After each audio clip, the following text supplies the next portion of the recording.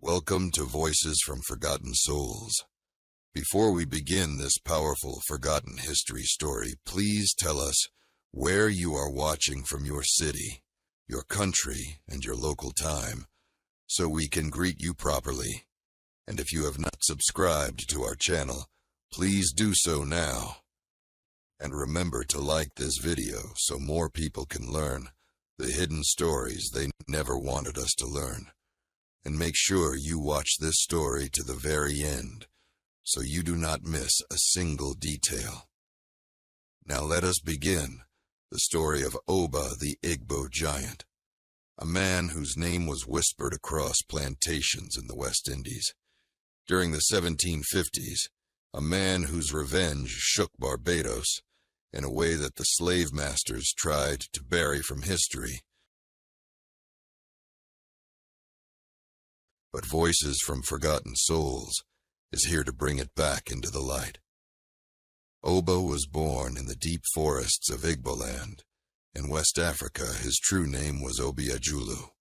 But as the years passed, the enslavers shortened it to Oba. But even that name carried weight, like the sound of a heavy drum. His people had always known him as a boy of unusual strength. Even when he was only 8 years old, he could lift stones that grown men struggled to move.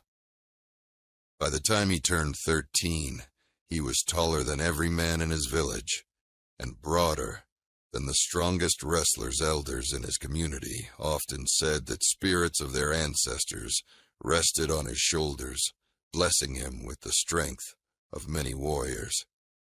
His father would smile proudly, saying that the day Oba became a man would be the day no enemy dared to challenge their family.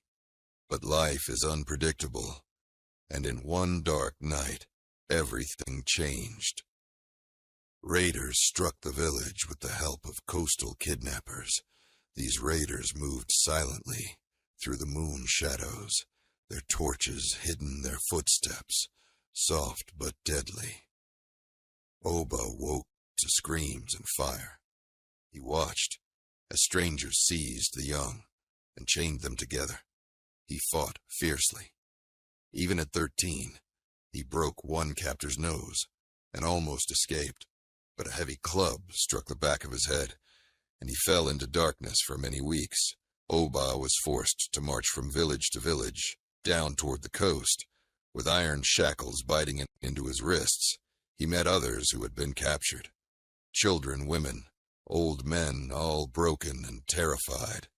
But Oba kept watching, listening and waiting. He never cried. He never begged, even when food was scarce and sickness spread. He stood strong, and the others drew courage from him. When they reached the coast, a huge wooden ship weighted its hull like a hungry monster ready to swallow lives forever. Oba was pushed deep into its belly, where hundreds of chained souls lay packed like cargo. He could barely breathe as the ship left the shores of Africa. The sound of waves mixed with the moans of his people. And Oba made a silent promise. That day, he would never forget what was done to him, and he would never stop fighting. But fate led him far away across the Atlantic. The ship arrived in Barbados in the early 1750s, a place filled with sugar plantations, where enslaved Africans suffered from sunrise to sunset. Oba was sold quickly. Because of his size, the auctioneer bragged that he was worth more than any man in the market, and that he could work like 10 men. This made plantation owners bid fiercely. Some even argued that he looked more like a beast than a human, but Oba stared at them with calm, fierce eyes that unsettled them. He was purchased by the Barton plantation, one of the cruelest in Barbados. The plantation was ruled by Master Reginald Barton, a man known for his love of punishment and terror. Barton often said that enslaved Africans were born only to obey and suffer, and anyone who dared to challenge that belief would meet the whip or worse. Oba quickly witnessed the brutality of the overseers, especially a man named Hargrove, the first overseer, a tall, thin Englishman with a cold smile and a whip made of raw cowhide. Hargrove beat for pleasure. He beat for boredom. He beat for sport. His cruelty was known across the island, and he ruled the enslaved people with fear. But Oba did not fear him, and Hargrove sensed it. The very first day Oba arrived in the fields, the overseer walked up to him and slapped him across the face, testing him. Oba did not flinch. His jaw tightened, but he kept calm, and Hargrove stepped back and settled. For the first time, the overseer saw something in Oba that made him uneasy, and this tension would slowly grow into hatred. The years passed, and Oba became the strongest worker on the plantation. He could cut more cane than anyone else. He could carry heavier loads, and he never collapsed from exhaustion, even when the sun was merciless, and the fields burned with heat. This made Hargrove jealous of him, and furious, because the other enslaved workers began looking up to Oba.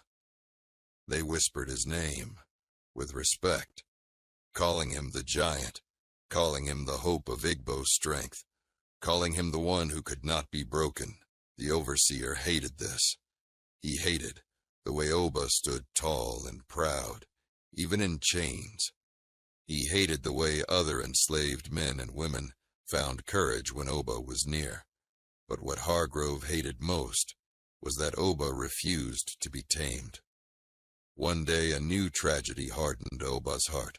Forever a young enslaved boy named Little Jonah, only 12 years old, collapsed from dehydration in the fields. Oba tried to shield him from the sun and begged for water. Jonah was like a younger brother to him, and the boy often said that Oba was the only reason he survived each day. But Hargrove refused to help.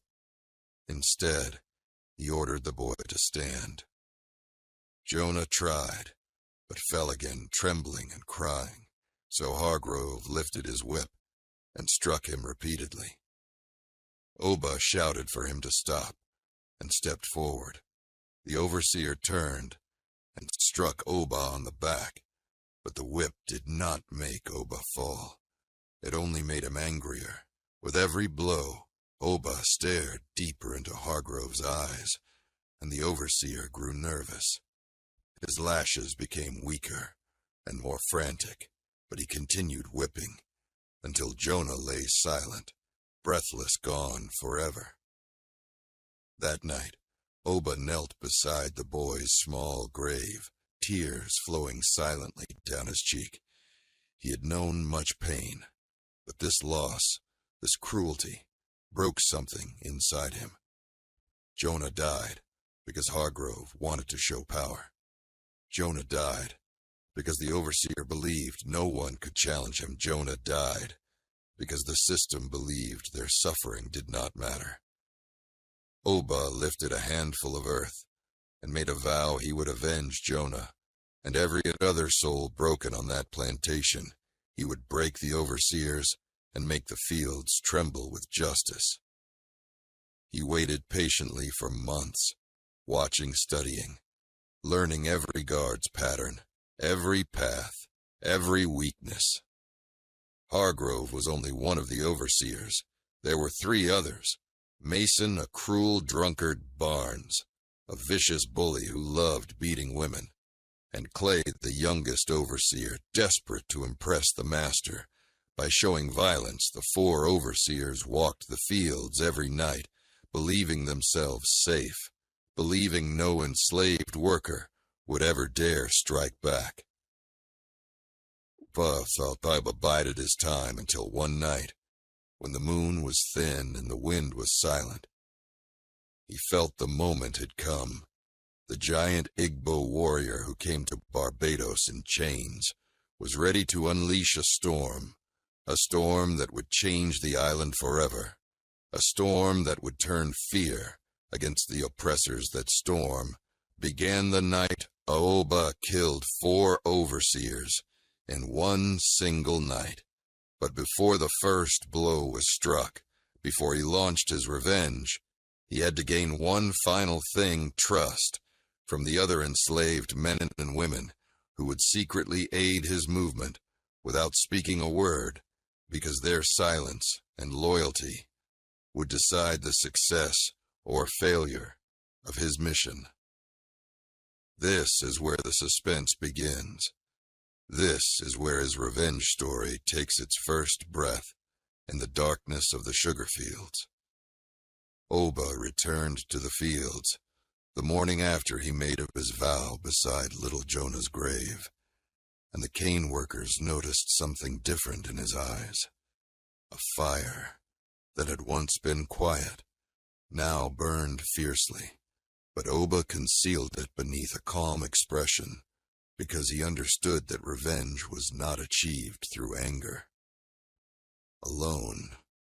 Revenge required patience, silence, understanding, and strategy. He knew that if he acted too quickly, he would fail, and more innocent lives would be lost. So he began moving through the plantation like a shadow, learning every pattern, every habit, every weakness of the 4 overseers who ruled the fields with cruelty. Master Reginald Barton rarely came to the fields, but the overseers were his eyes, his whip, and his punishment. They enforced his rule and tortured any enslaved African who displeased him, which meant that if Oba wanted to strike at the heart of the system, he had to start with the overseers.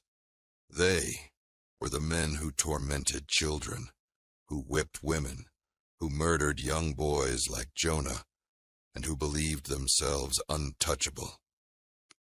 Oba would make them learn fear the way they made others learn suffering.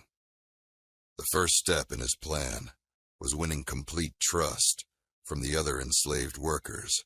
Although they already respected him, he needed them to understand that he would not act recklessly. They needed to know that Oba's plan was not simply anger but justice, so he started speaking to them quietly. During water breaks or late at night, when the moon was faint, he spoke in simple words, telling them that Jonah's death must not be forgotten, and that their pain must not remain forever unanswered. He never said outright what he planned, but the older men understood. The younger workers felt a spark of hope, and the women whispered prayers behind him, asking the ancestors to guide his steps. Oba did not want them involved in the violence he would carry out. He did not want them punished. He wanted them safe and free. He wanted his revenge to be sharp, like an arrow shot from the sky, and quiet like a snake moving through the grass. So he told them only what they needed to know. When the night comes, watch for my signal. That was all he said for many weeks. Oba watched Hargrove Mason Barnes and Clay. Carefully he observed how Hargrove always made his rounds close to the sugar mill, around the same hour every night, and how he carried a lantern that flickered whenever the wind blew Mason. The drunkard often wandered from his assigned patrol because of his drinking. He staggered more than he walked, and spent most nights cursing loudly while swigging rum from a metal flask. Barnes, the bully, patrolled the women's quarters first, so he could abuse them with no fear of punishment, and Clay, the youngest overseer, walked like a nervous boy, trying to appear dangerous. Though he had little courage in his heart, Oba realized that each of the 4 men had a weakness, one that could be used against them. He studied the land as well, the shadows cast by the tall cane stalks, the narrow paths between the fields, the blind spots near the tool sheds, the gaps in the fences where a man could hide without being seen. Every detail mattered, because Oba was not just planning revenge.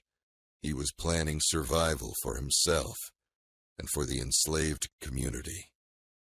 After the overseers were gone, the plantation would fall into panic, chaos, and fear. And during that chaos, Oba hoped to lead many of his people into escape, either into the forests, toward marooned settlements, or to ships leaving the island in the confusion. But that was a dream for later. For now, he focused on the long, steady preparation of his vengeance. The enslaved workers secretly helped him by keeping the overseers distracted. If any overseer looked too closely at Oba, there would be someone coughing loudly, or dropping a tool, or slowing the cane cutting to draw attention away. Oba used these moments to slip away and hide crude weapons in the fields, broken machete blades, sharp stones, wooden stakes sharpened into points. He buried them carefully, memorizing their locations. He needed no sword or gun. He would use the land and his strength, the way his ancestors taught their warriors in Igbo land. He built traps, 2 small ones, like pits covered with dry cane leaves, and trip ropes made of twisted fiber. He placed them where he knew Mason or Clay might walk at night. The traps would slow them, weaken them, confuse them, not kill them directly, because Oba wanted to face each overseer himself. He wanted them to see the man they hurt, the man they underestimated, the man they believed they had broken, when in truth, he had only grown stronger. But the greatest trap he built was not in the fields. It was in the minds of the overseers. Oba purposely began acting weaker during the day, pretending to limp, pretending to struggle with loads, pretending to be tired. He knew overseers liked believing enslaved people were broken and powerless, and he wanted them to believe it. Because when a predator believes the prey cannot fight back, it lowers its guard. One evening, Master Barton visited the fields, and Hargrove pointed at Oba, saying that the giant was finally wearing down. Barton laughed and said that Oba was nothing more than a strong mule that would soon be tamed. Oba lowered his head, pretending to accept their insults, while inside he felt the fire growing stronger. When the sun rose the next morning, he began the next phase of his plan, communication without words.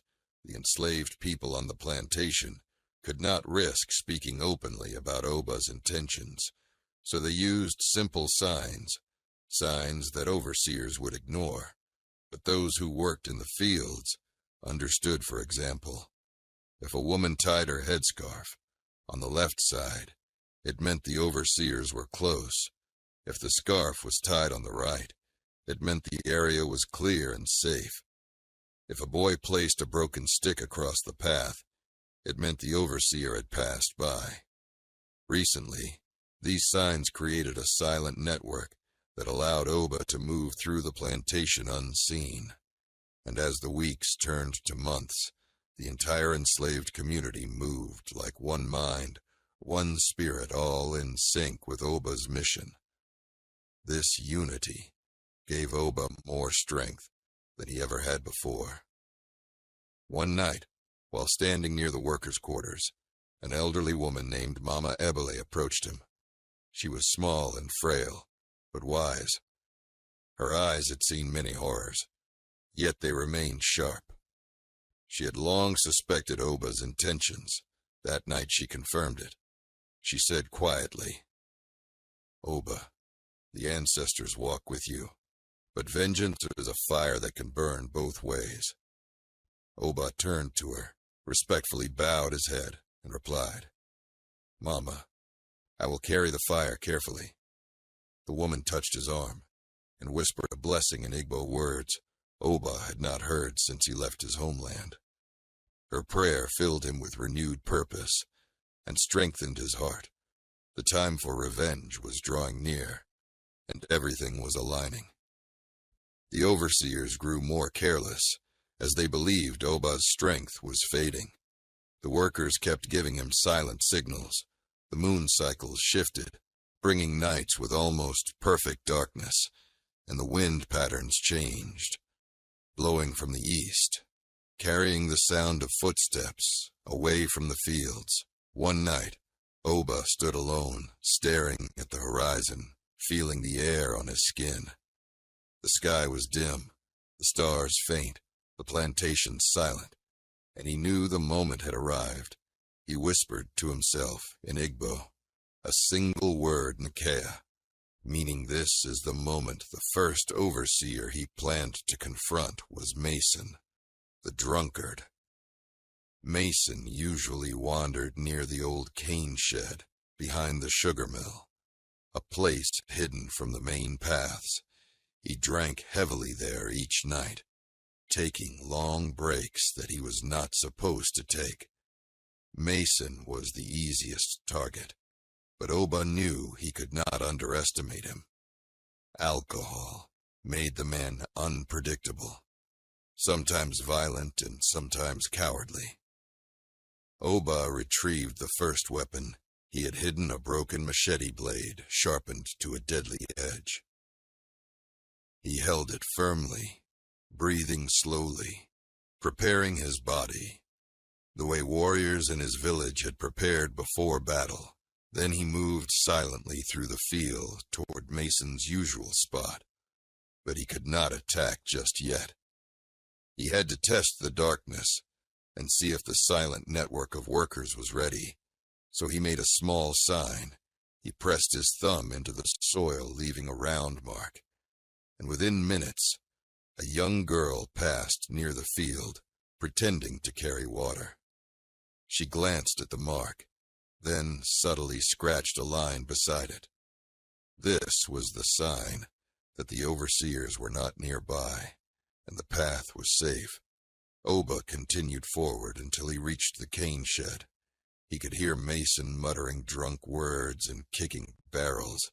He decided to wait just a little longer, until the drunk overseer grew tired.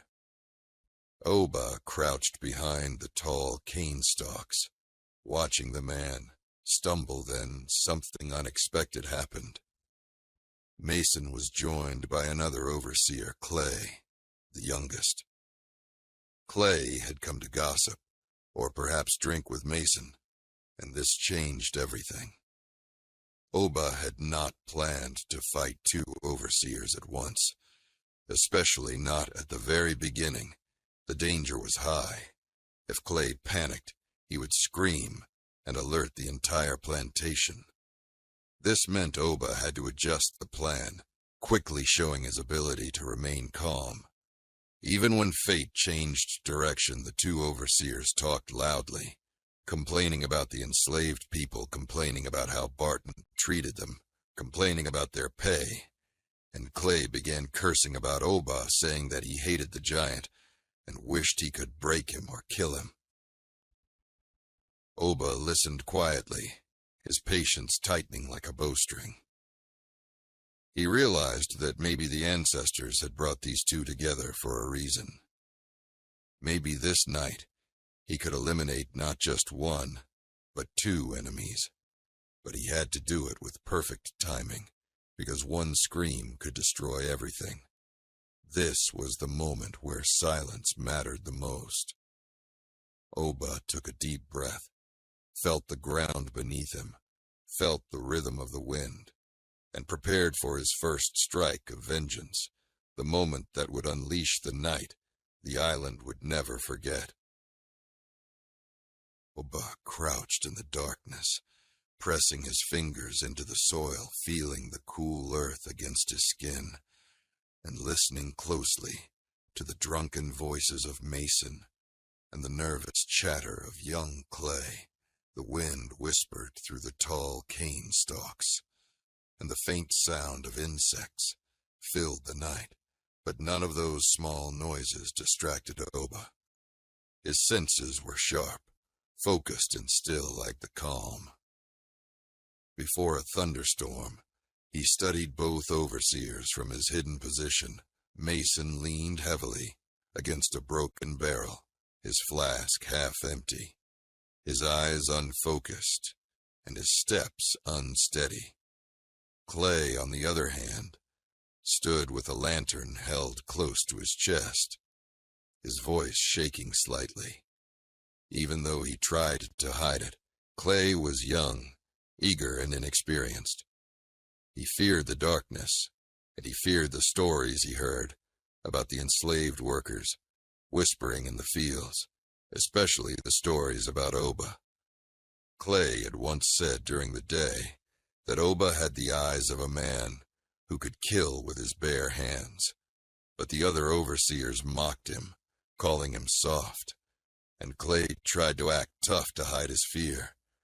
Now standing under the moonless sky, Clay kept glancing around, as if expecting something to jump out. Oba knew that Clay would run at the first sign of danger, but Mason the drunkard was unpredictable, and unpredictability could be more dangerous than fear. Oba needed both of their weaknesses to align at the perfect moment, so he watched silently, waiting for an opening. He waited until Mason took a long drink from his flask, swayed, and then suddenly dropped it.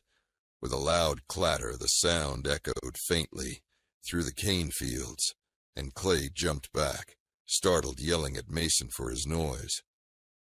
Mason laughed loudly, and this was the moment Oba saw the ancestors open the door for him. Clay set the lantern down so he could grab Mason by the arm and pull him upright. Clay complained about how he always had to babysit the older man, and Mason argued in slurred words, telling Clay that he was too frightened to patrol alone. Now, both men stood close together, their backs exposed to the fields, and their attention focused only on each other.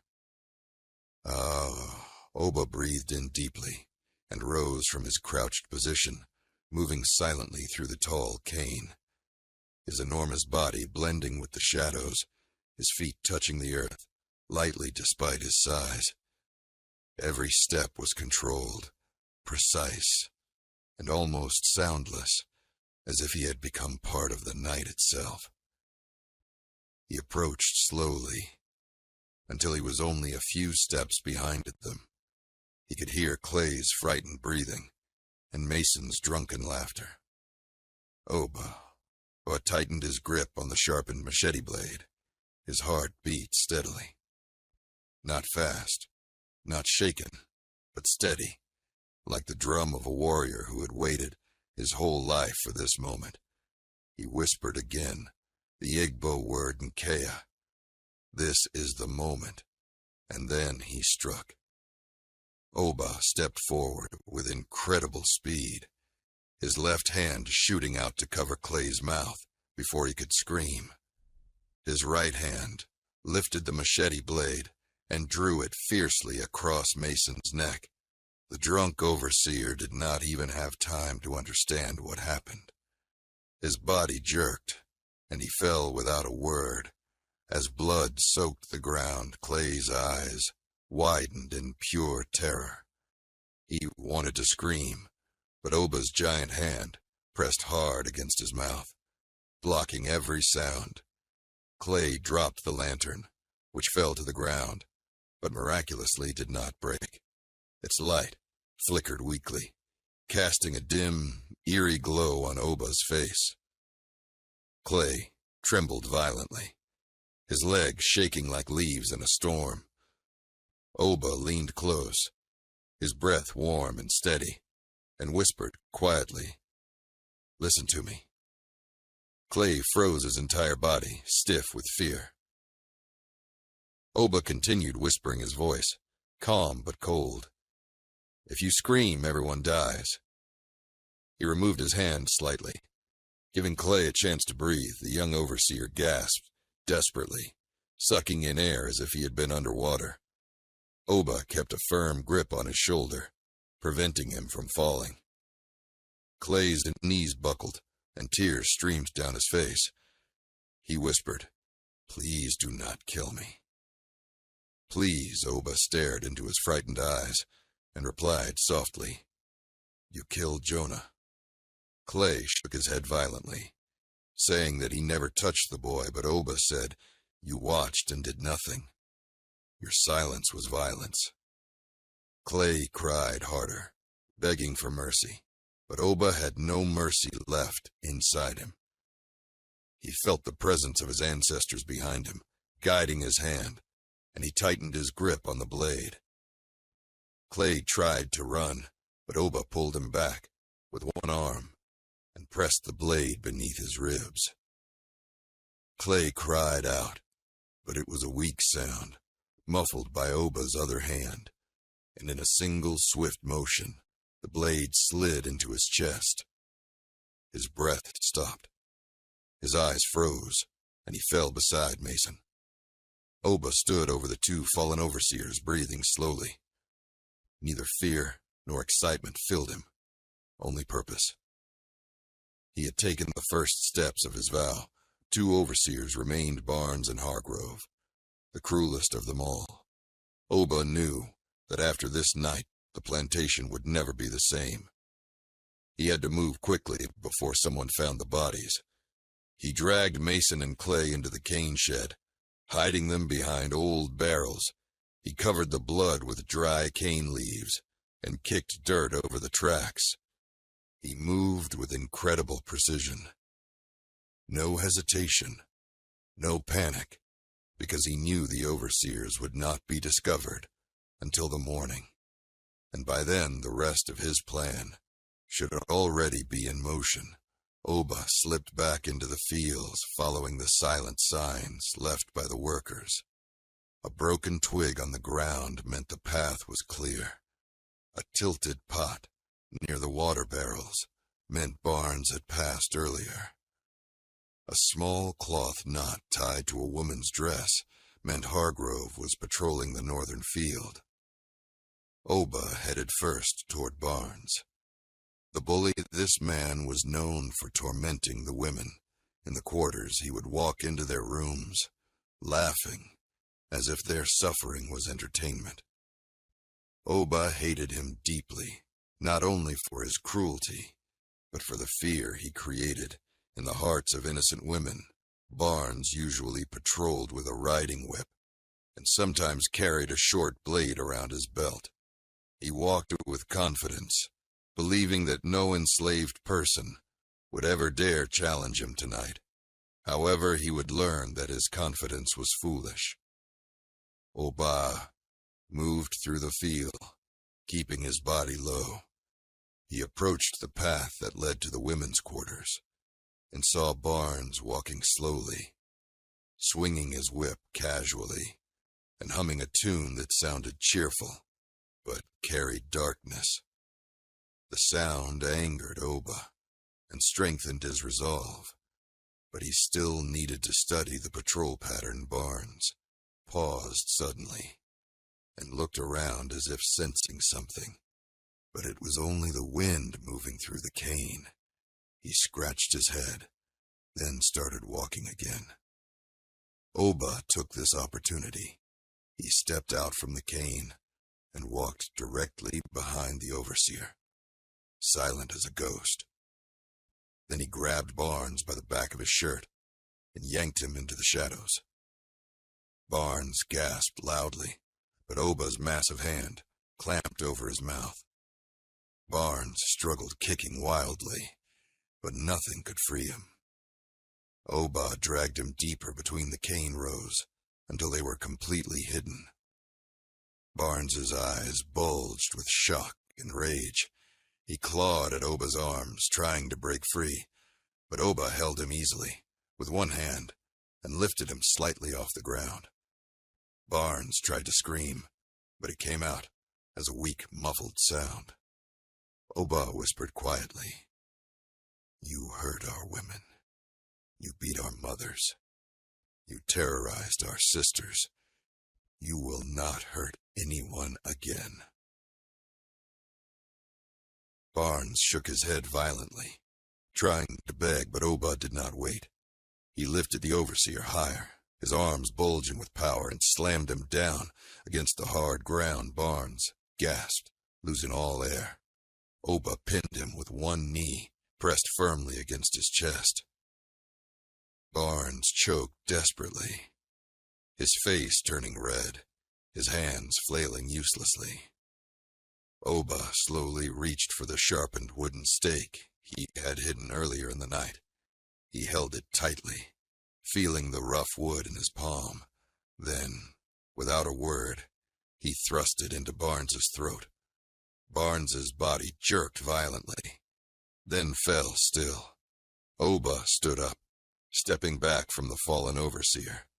He closed his eyes for a moment, breathing slowly. Once more, 3 overseers were now gone. Mason, Clay, and Barnes, only one remained. Hargrove the cruelest, the most dangerous. The overseer Oba hated the most. The one who killed Jonah. The one whose cruelty had shaped the lives of everyone on the plantation. Oba knew that facing Hargrove would be the hardest part of this night, because Hargrove was not drunk, not nervous, and not weak. He was sharp, alert, and experienced. He was a snake with venom, and Oba knew that their confrontation would not be quiet or easy. He walked cautiously toward the northern fields, where Hargrove usually patrolled late at night. He could already sense the difference in the air. The fields felt heavier, darker and colder, as if the ancestors themselves were watching, knowing that the most important battle was about to begin. Oba gripped the machete blade firmly, feeling the dried blood from Mason still on it. He wiped it on his leg, cleaning the steel and preparing for the final enemy. Hargrove's lantern light flickered in the distance, moving slowly through the field. Oba could see his tall, thin silhouette and hear the faint crack of his whip cutting the air as he walked.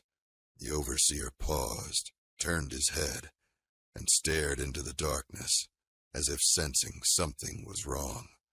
Oba remained perfectly still, watching him, the same way a lion watches its prey. Hargrove lifted his lantern higher, scanning the field, his voice cold and sharp as he muttered, "These slaves are hiding something. I can smell it." Oba knew that Hargrove might already feel danger in the air. The overseer's instincts were strong, and if he suspected something, he could raise the alarm.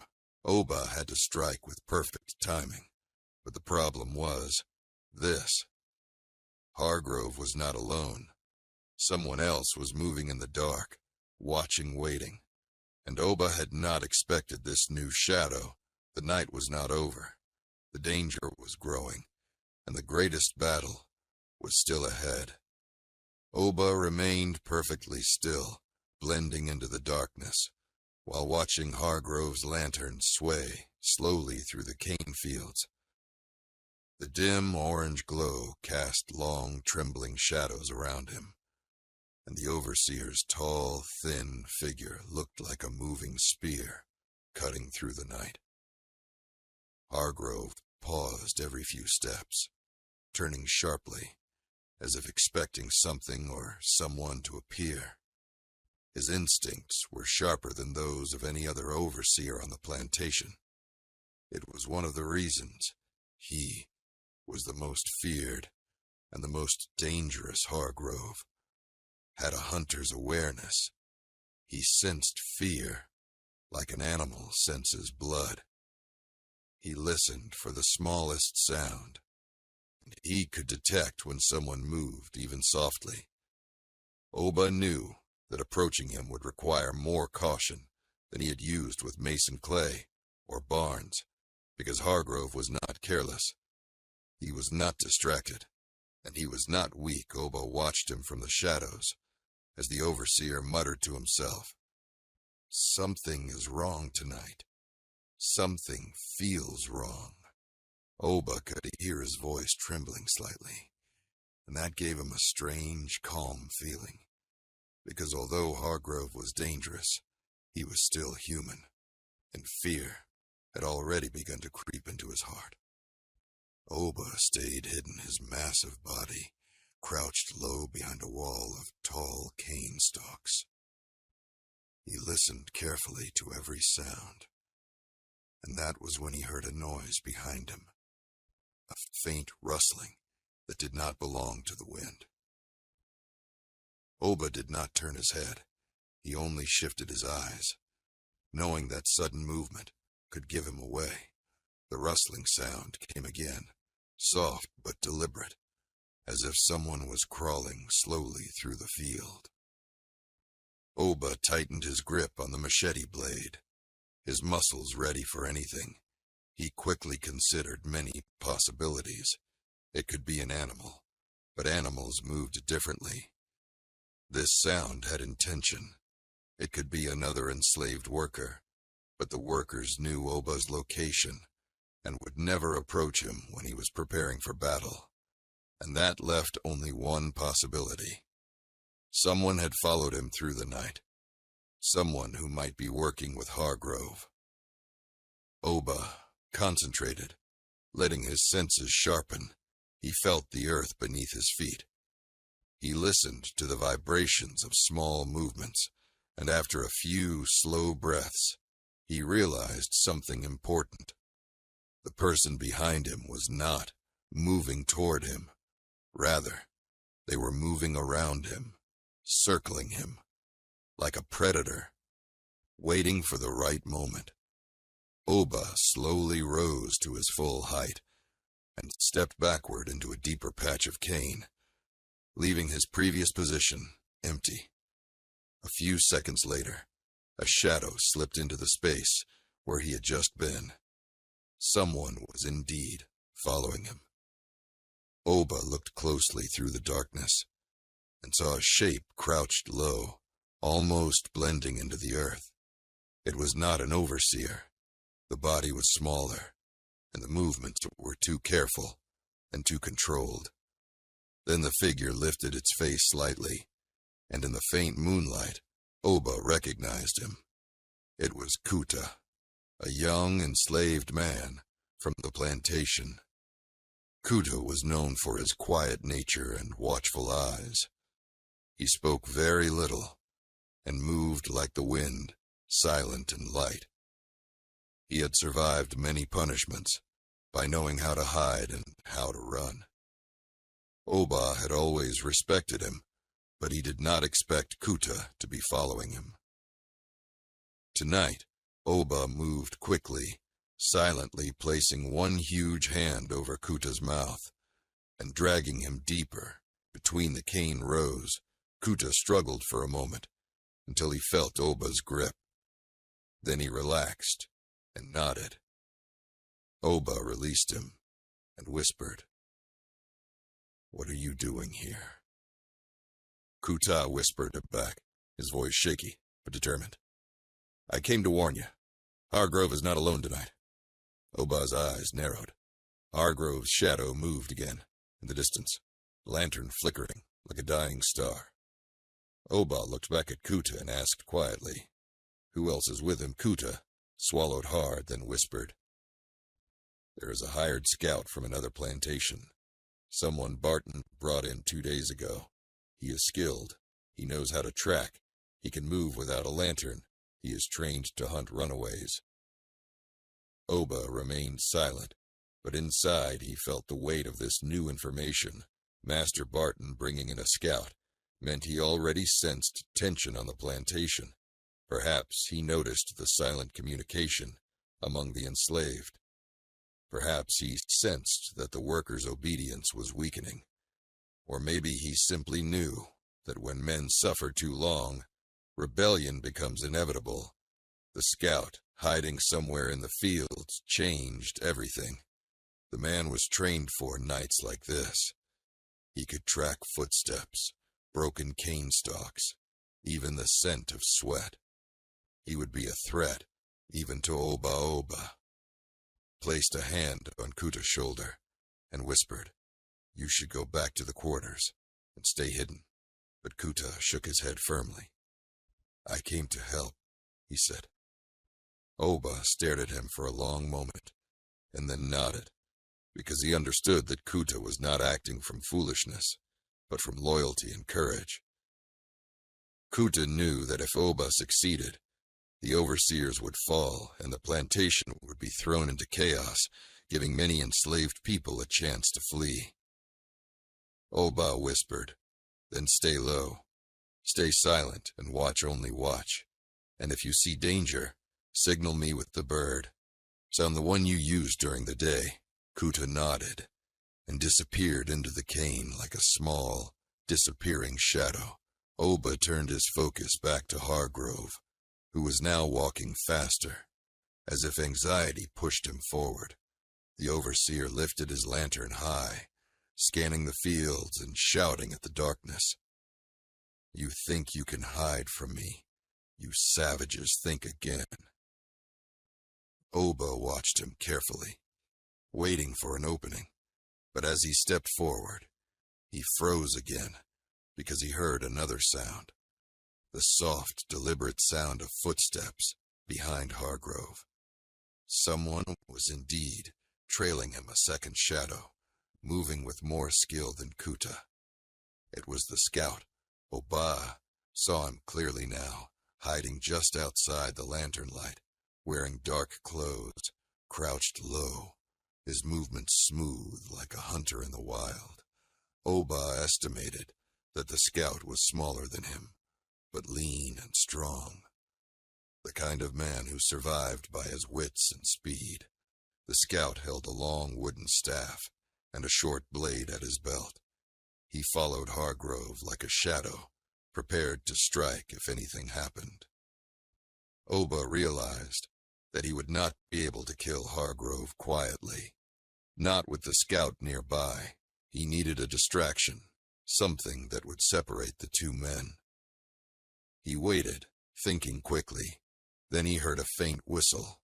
The bird signal from Kuta. Oba understood immediately. Kuta had seen something. He looked to the left and saw a small flame rising from the far side of the field. Kuta had lit a patch of dry cane leaves on fire, not enough to alert the entire plantation, but enough to catch Hargrove's attention. The overseer spun around instantly. Shouting fire, he rushed toward the tiny flame, lifting his lantern high, and the scout followed quickly. Oba moved silently in a wide curve.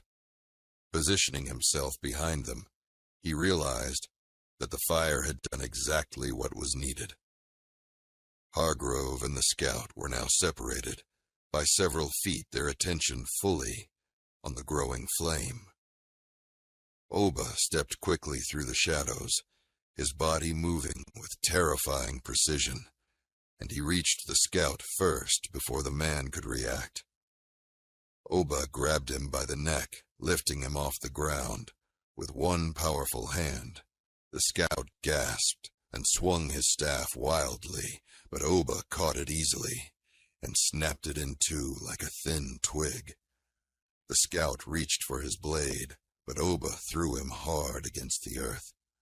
The breath leaving his lungs, the scout tried to crawl backward, but Oba's massive hand clamped around his throat and slammed him down again. Oba whispered, "You came to hunt us now. Feel the fear you bring to others."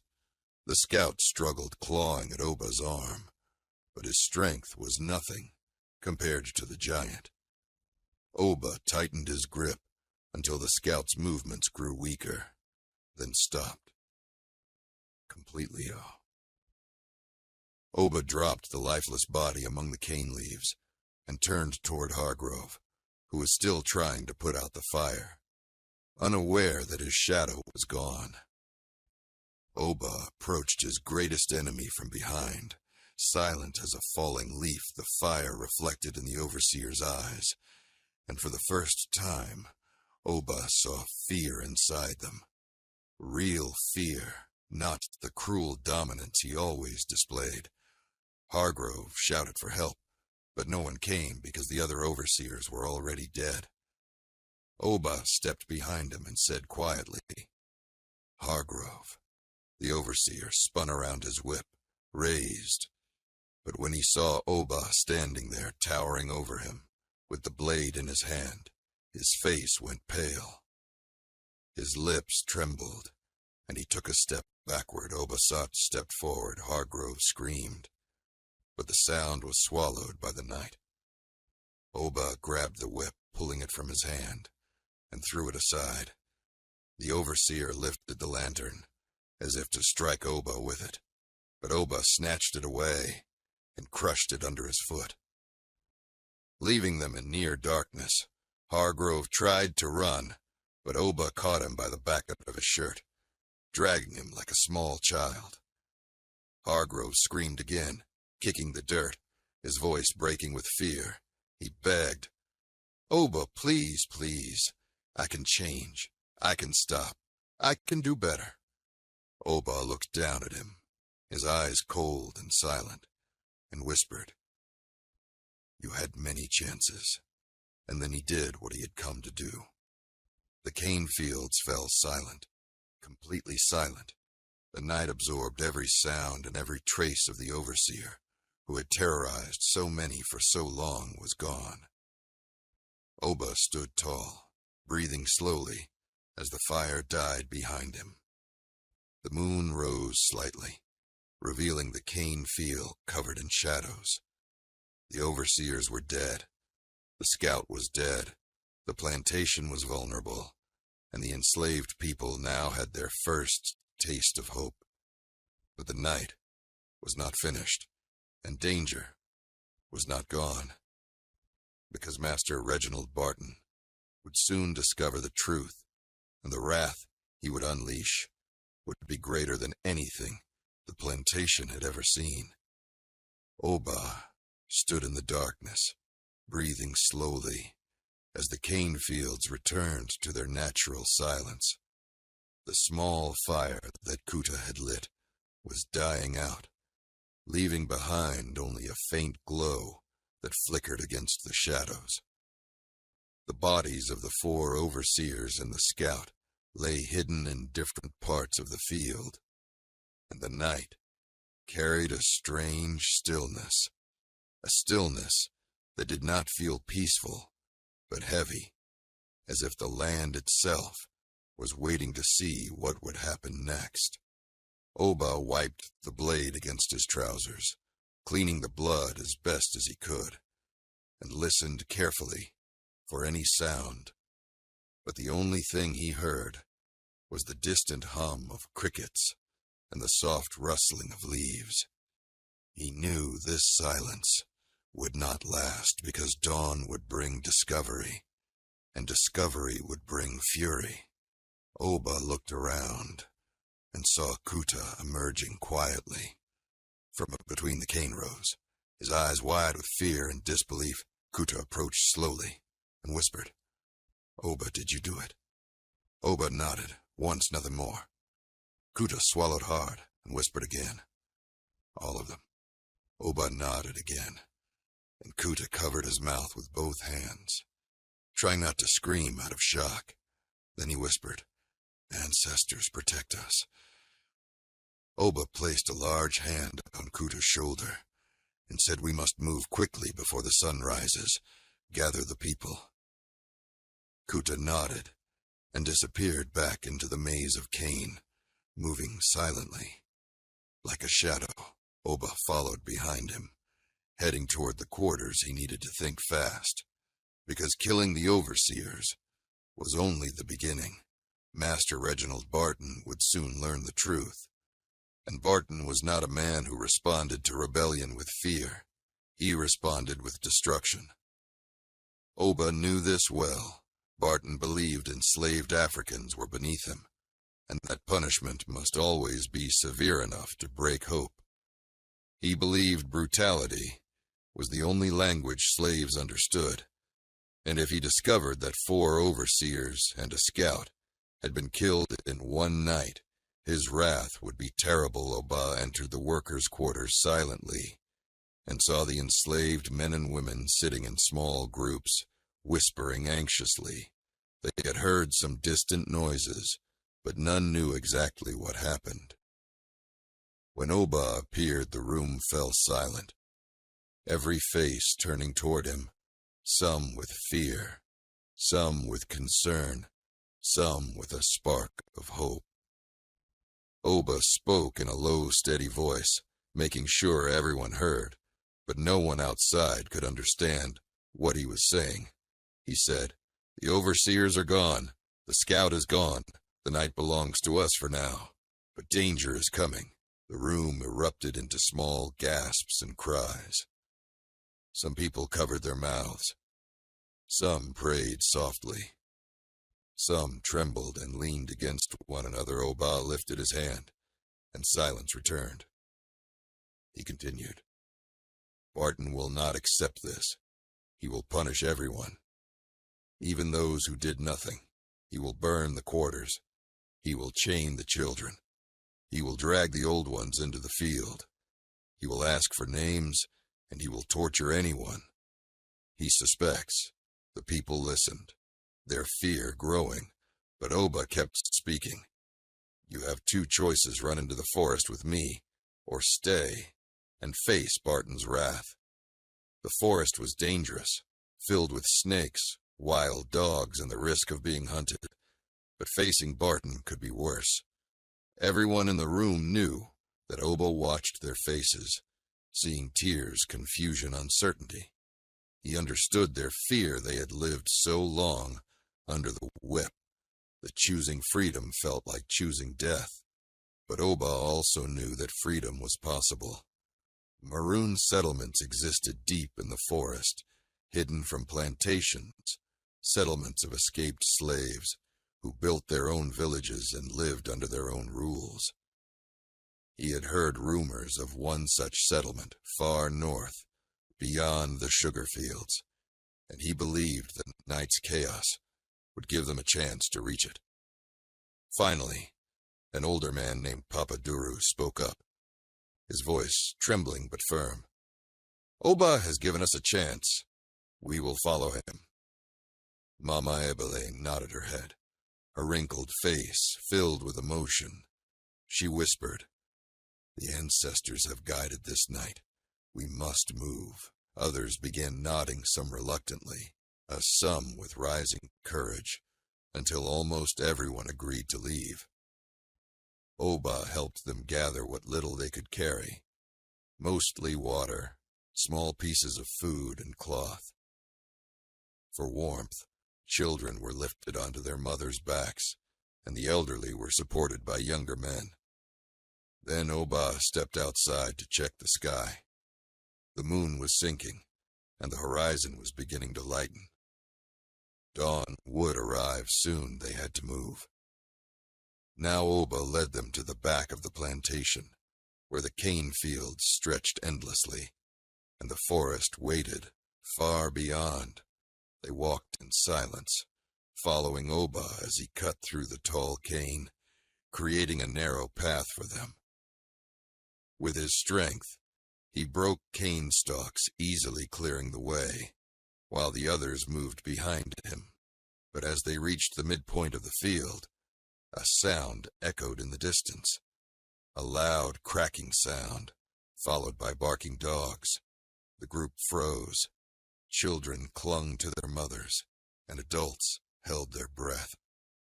Oba knew that sound. Well, the sound of Barton's dogs being released. The plantation alarm had been raised. Someone had discovered the bodies. Oba whispered, "We must move faster now." He increased his pace, and the group followed. But before they could reach the far edge of the field, torches appeared behind them, moving in a line through the cane. The light of the torches flickered violently as Barton's patrol spread out, shouting orders and calling for his dogs. Oba realized they had less time than he thought. Barton was moving faster than expected. The dogs barked louder and louder, which meant they had caught a scent. Oba pushed forward, guiding the people into a narrow path. He had memorized a path that curved in a strange arc and hid footprints by funneling wind through the cane. Soon they reached the edge of the field and stepped onto a dry, open stretch of land. The forest lay ahead, dark and thick and filled with shadows. Oba turned to the group and whispered, "Listen to me. Once we enter the forest, do not scream, do not cry, do not run ahead of me. Follow my steps. Exactly. The forest can protect us or destroy us, depending on how we move." As the group began filing into the forest, the sound of Barton's men grew louder. They were close, very close. Oba waited at the entrance, letting every last person enter. He counted them carefully with his eyes, not numbers with his mouth, because numbers were forbidden, but he made sure that no one was left behind. Then he entered the forest. Last, just as he stepped through the trees, he heard the loud, angry voice of Master Barton himself shouting, "Find them, tear through the field, bring me the giant alive." Oba clenched his jaw. Barton himself had joined the hunt. This made the chase far more dangerous, because Barton was ruthless. Barton did not show mercy. Barton had no limit to his cruelty. The plantation owner walked with 3 armed men, all holding long rifles, and 2 large dogs, strong enough to bring down a grown man. Oba heard them crashing into the forest, behind him breaking branches as they came. Oba moved deeper into the forest, following the faint trail that led north. The trail was old, almost hidden and not meant for large groups, but they had no choice. Oba guided them carefully, signaling when to duck, when to step over roots, and when to stay silent. He listened constantly to the sounds behind them. Barton and his men were trying to follow, but because Oba had led the group through different directions and broken patterns, it slowed the hunters. They kept barking orders at one another, but their movement was clumsy. The forest was not their territory, it was Oba's now. But even with this advantage, Oba could feel time closing in. The children were tired, the elderly were slowing, and the forest terrain was steep in some places. Oba glanced back and saw the distant glow of torches weaving through the trees like hungry fireflies. Barton was not far away. Kuta ran up beside Oba, breathing hard, and whispered, "They are close." Oba nodded and whispered back, "Keep going. Do not stop. Guide the children." Kuta nodded and rushed forward. Oba stayed behind, again acting as the rear guard. Watching for movement, he then noticed something terrifying. The dogs had broken ahead of Barton, and were moving quickly, their barks echoing through the forest and closing in.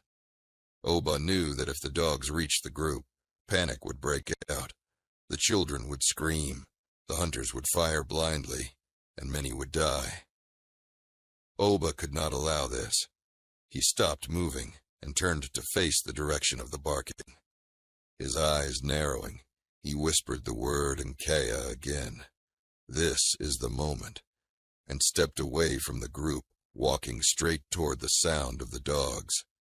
He moved silently until he reached a narrow clearing where the moonlight cut through the trees, just enough to reveal 2 large dogs running toward him, their teeth bared and their eyes wild. Oba steadied his stance, ready for what came next. Oba stood alone in the narrow moonlit clearing, his massive body still as stone. His breath slow and controlled, the 2 hunting dogs charged toward him with furious barks, their teeth sharp and dripping with saliva, their muscles tense and ready to tear flesh. The forest floor trembled beneath their heavy steps, but Oba did not move. He planted his feet firmly into the soil, remembering the countless battles he fought as a boy in Igbo land, when he wrestled other boys twice his age and won. He remembered the training from his father, who taught him that a warrior does not fear the bite of an animal, because the animal obeys instinct, but a warrior obeys purpose. Oba waited until the first dog leaped at him, its jaws wide open, aimed at his throat. In a split second, Oba reached out and caught the dog by the neck, his large hand gripping tightly. The dog's momentum slammed against his arm, but Oba did not falter. The animal's legs flailed wildly as it tried to bite him, but Oba twisted sharply and snapped at its neck with a single turn. The body fell limp to the ground. The second dog lunged at his leg and bit hard, sinking its teeth deep into his flesh. Oba grunted quietly, but he did not cry out.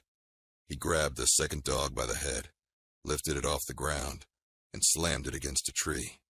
The impact was heavy, and the dog dropped instantly, silent. Oba looked down at the bite on his leg, blood running slowly, but he did not stop. He needed to keep moving, because Barton and his armed hunters were close. He pushed deeper into the forest, following the faint trail his people had taken. The forest was dense, the canopy blocking most of the moonlight, making everything appear like shifting shadows. Oba listened to the sounds around him, hearing distant footsteps, branches breaking and voices shouting. Barton was furious. Oba could hear the anger in his tone as he shouted. Orders spread out. Do not let them escape. Find the children. Find the women. Find the giant. Bring him to me alive or dead. Oba increased his pace, cutting through vines and stepping over fallen logs. He moved quickly, but quietly, his leg bleeding slightly, but his strength unfazed. He could endure pain. He had endured worse on the plantation. The screams of Jonah, the sting of the whip, the endless days under the sun pain had become a language Oba understood well. Kuta appeared beside him again, panting hard, his chest rising and falling. He whispered, Oba, we have reached the river, but some of the old ones cannot cross the water. It is too deep. Oba nodded. He expected this. The river was a wide barrier that ran along the northern forest, its waters fast and deep. It could help hide their tracks, but only if they crossed safely. Oba whispered, Take me to them. And the two hurried back toward the group. They reached the riverbank, where the enslaved men, women, and children stood, huddled together, some crying. Some, shaking with cold fear, the water in front of them rushed, quickly, over smooth stones and fallen branches. The moonlight reflected faintly on the surface, making the river look like a snake of silver, twisting through the forest. Mama Abele stood near the edge, supporting a trembling old man who could barely stand. Papa Duru leaned on a stick, his legs weak and his breathing heavy. Oba surveyed the situation and whispered, We must cross now, before Barton reaches us. The people looked at the water. With terror they had lived their whole lives, under oppression, beaten and broken. But many had never crossed rivers, especially not rivers this deep. Some of the children clung to their mothers, screaming softly, afraid of being carried away by the current of stuff. Oba stepped into the river first, the cold water rushing around his ankles, then his knees, then his thighs. He tested the ground and found solid footing beneath the surface. He turned to the group and said, Follow my path. Step exactly where I step. I will guide you one by one." The people hesitated, but then began moving cautiously behind him. The water reached their waists. The children were lifted onto backs and shoulders. Oba moved slowly, carefully teaching them where to place their feet. Some slippery stones, some firm ground, some safe, some dangerous. He guided them across the middle of the river, where the current was strongest. Oba leaned his massive body forward, against the pull of the water, maintaining balance, using his strength as a shield for the group. Men held women, women held children, and the elderly held on to whoever could help them. The river fought them, pushing, pulling, dragging, trying to swallow their steps, but Oba's voice kept them steady as he whispered, "Keep moving, do not stop, keep moving." And slowly, painfully, step by step, they crossed that dangerous river and reached the other side. The people collapsed on the riverbank, some crying from fear and relief, others offering silent prayers as they caught their breath. Oba, however, did not rest. He turned back, looking across the river, and listening carefully. He could hear the distant barking of new dogs Barton had released. "More hounds to track them," Barton shouted above the noise. "They crossed the river. Bring the boats. We will follow." Oba's eyes narrowed. Barton was relentless. The man had no mercy in his bones, and he had resources. Oba knew that Barton had 2 small patrol boats, near the southern edge of the forest, used for capturing runaways who fled through the wetlands. Barton would use those boats to cross the river. Oba walked quickly back to the group and whispered, "We cannot stay here. They will cross soon. We must move now." Papaduru asked weakly, "How far until we reach safety?" Oba replied, "We must reach the old ridge." The ridge was a rocky, elevated area far north, and difficult to climb. But once they crossed it, they would be close to the Maroon settlement. Oba had heard stories that the Maroons placed warning traps along the ridge and guarded the northern side. If the group could reach the ridge before Barton caught them, there was a chance they would be protected by the Maroon warriors. Oba looked at the frightened faces of the children and felt the weight of responsibility pressing on him. He had become their protector, their guide, and their only chance at freedom, and he would not fail them. He started leading the group deeper into the forest, toward the ridge, but as they moved, the forest began to change. The trees grew thicker, the vines heavier, and the ground uneven, some places steep and slippery, some muddy and difficult to cross. Oba helped the weak, supported the old, and pushed aside obstacles that blocked their path, but he could sense danger creeping closer and closer, like a predator stalking quietly behind the shadows. Then he heard something that made him stop, the sound of branches snapping under boots, and the faint murmuring of voices. Barton's men had crossed the river faster than he expected. Oba listened carefully, and heard Barton shouting again, "Spread out. Find them." The forest echoed, with the sound of men moving quickly. They were not far. Oba motioned for the group to hide for a moment, behind a cluster of fallen trees. He knelt beside Kuta and whispered, "Take the children and the elderly ahead. Climb the ridge as fast as you can. I will hold them back." Kuta's eyes widened with fear. He whispered, "Oba, no. If they catch you, they will kill you." Oba placed a firm hand on Kuta's shoulder, his voice low and calm. "Someone must stay behind to slow them down. You are fast, you can guide them. I cannot." Kuta swallowed hard, but he nodded. Understanding that Oba's decision was not out of pride, but necessity, Oba stood up tall, his massive frame rising like a dark giant. Among the trees, his leg wound, still bleeding, but his strength unbroken.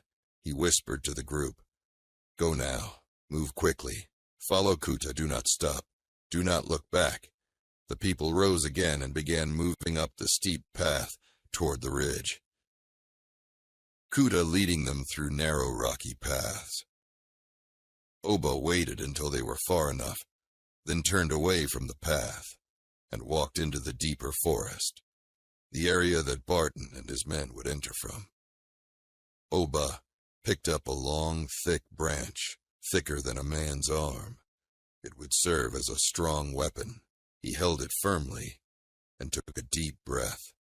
The forest around him grew silent, as if holding its breath. Then Barton's men arrived. Torches, glowing eyes, wide mouths, twisted with anger and determination. Barton stepped at once into the clearing, his face red with fury. He shouted, "Giant, come out, face me, like a man." Oba stepped forward slowly, emerging from the shadows, his body towering in the moonlight.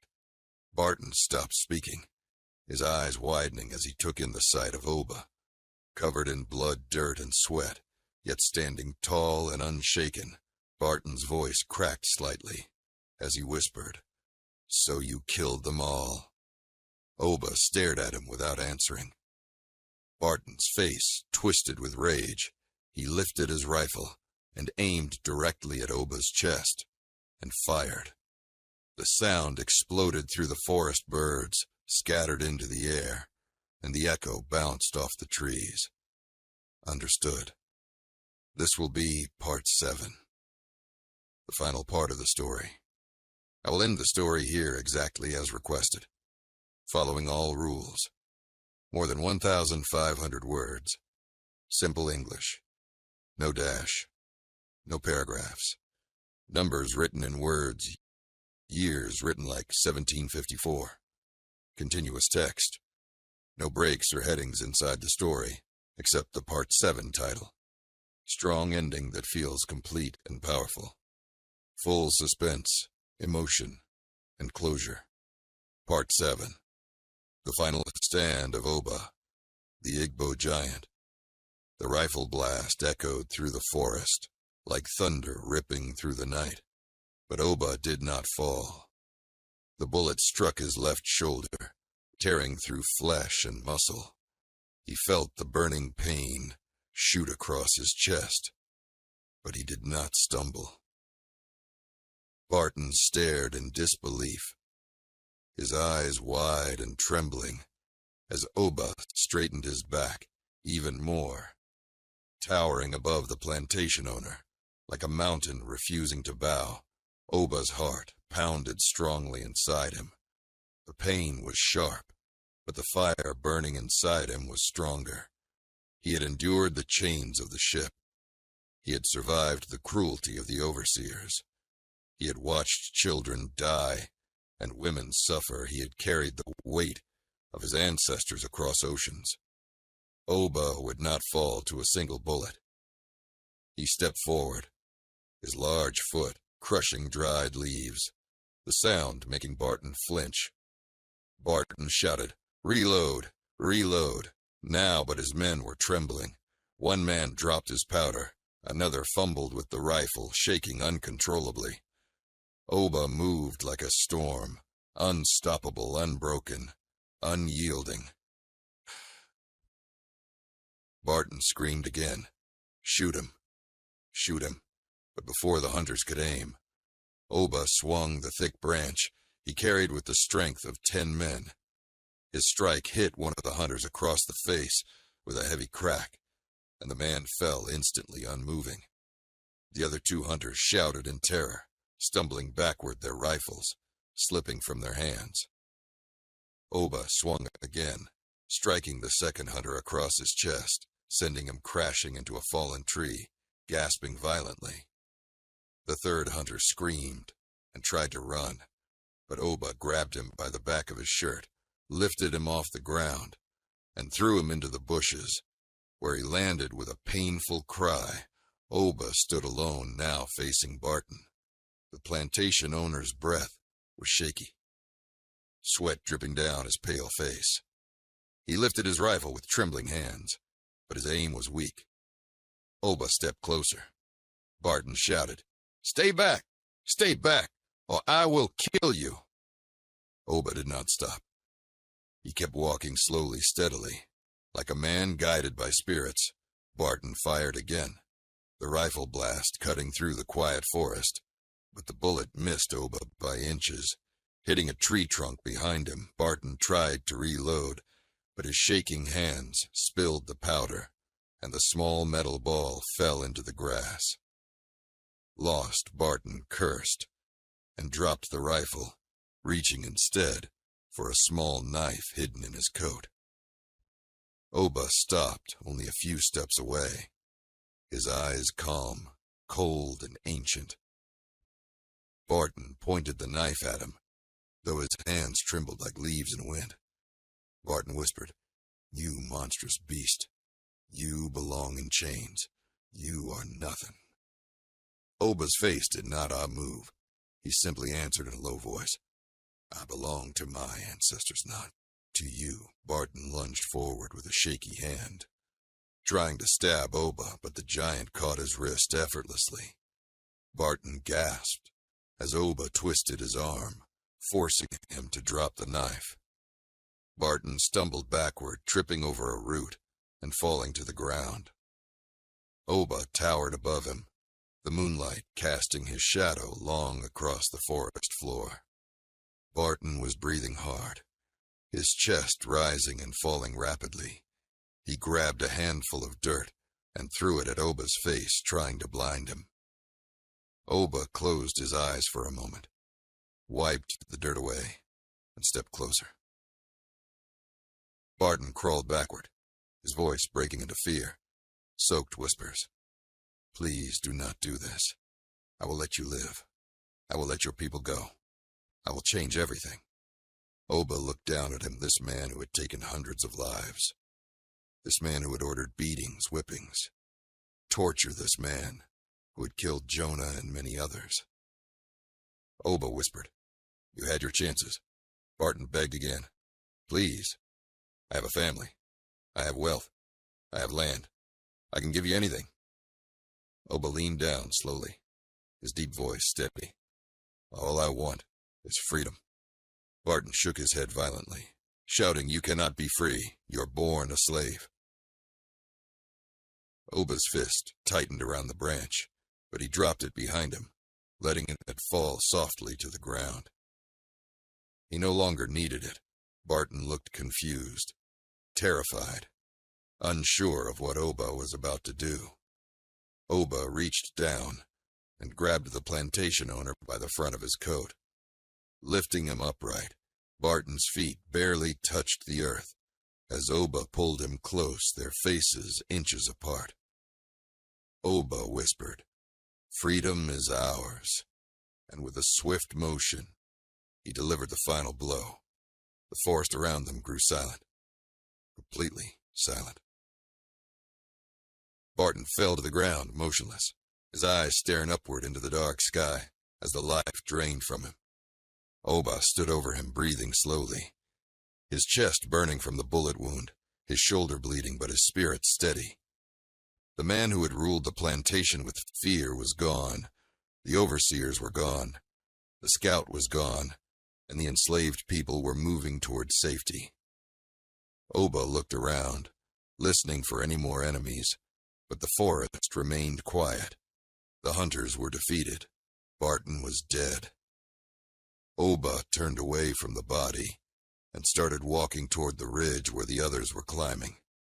His steps were slow, heavy, every movement painful, but he pushed forward, driven by purpose, driven by hope, driven by the promise he made to Jonah, and to all who suffered at the hands of the overseers.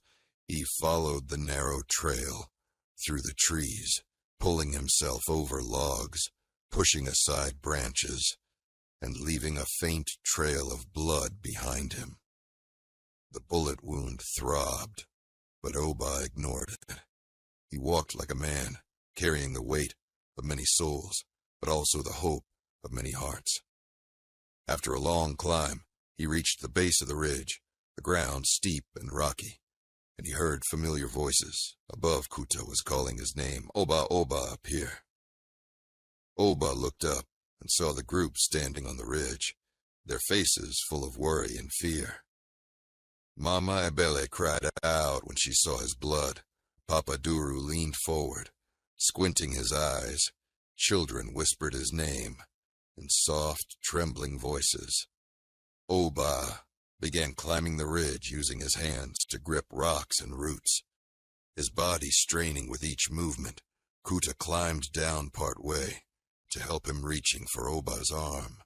But Oba shook his head gently, whispering, "No, I must finish this climb myself." Kuta nodded, tears in his eyes.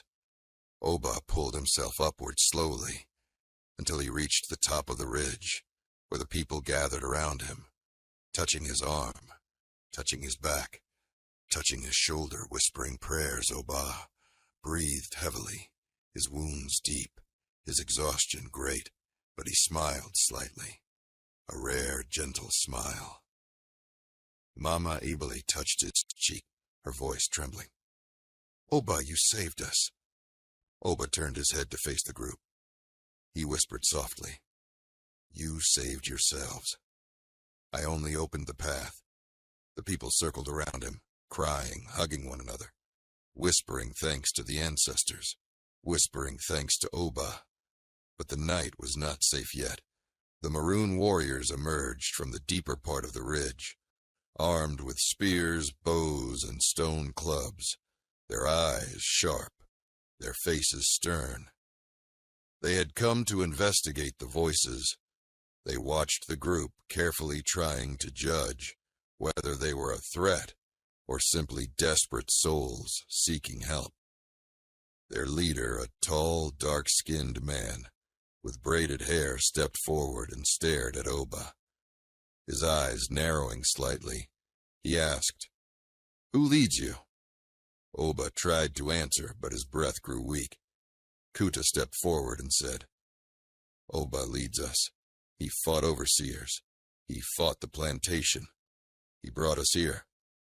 The maroon leader studied Oba for a long time, then nodded slowly and said, "Any man who fights for freedom is welcome among us.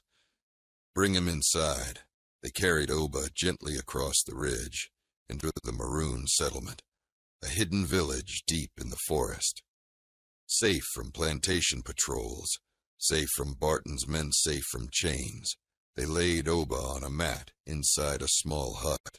Women brought herbs, warm cloth, and water they cleaned.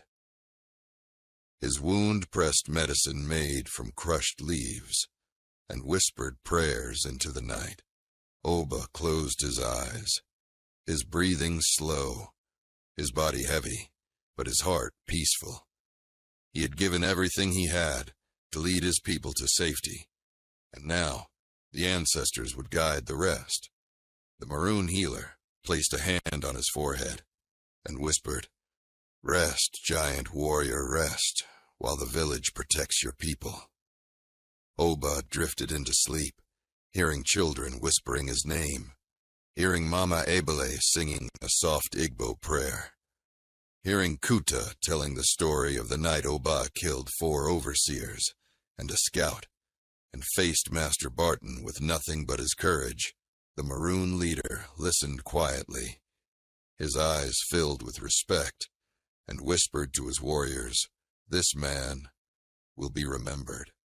Oba slept for many days, healing slowly. The maroons guarded the paths. The enslaved people were fed, clothed, and welcomed as family. By the time Oba finally awoke, the sun was rising, and the forest was glowing with golden light. He sat up slowly, wincing from the pain, but feeling stronger than before. Kuta rushed to him smiling. Mama Ebele held his hand. Papa Duru bowed his head, and the children gathered around him, whispering, "Oba is awake! Oba is awake!" Oba looked at them all with tears forming in his eyes. Not tears of pain, but tears of victory. He had survived the chains. He had survived the overseers. He had survived the hunt.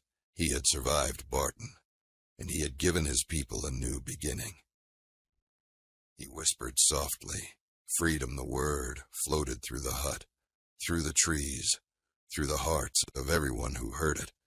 The maroon leader stepped inside the hut and said, "Oba, from this day you are one of us, a warrior of the forest, a protector of the free."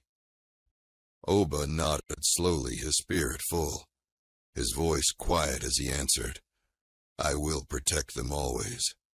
And so, the story of Oba the Igbo giant came to its end, not with chains, not with defeat, but with freedom carved from courage.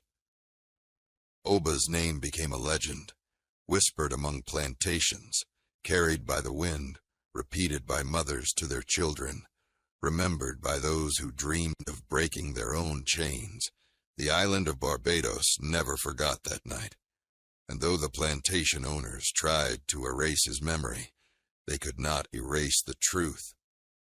The night Oba rose, the night Oba fought, the night Oba freed many souls, the night the giant reclaimed his destiny. Thank you for watching Voices from Forgotten Souls.